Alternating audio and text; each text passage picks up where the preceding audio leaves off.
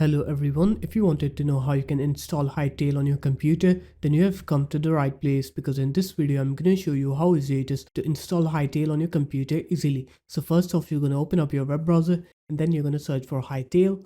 Now you're going to click onto this first link from hytale.com and here you're going to click on to download and then you'll get this button, download for Windows. You're going to click onto it, click OK and download the Hytale launcher up and then install it on your computer. I will not install it because I already have it installed on my computer.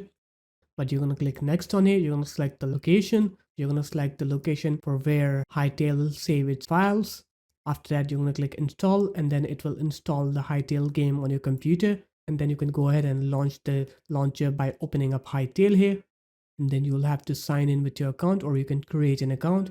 And there it is, guys. That's how easy it was to install Hytale on your computer.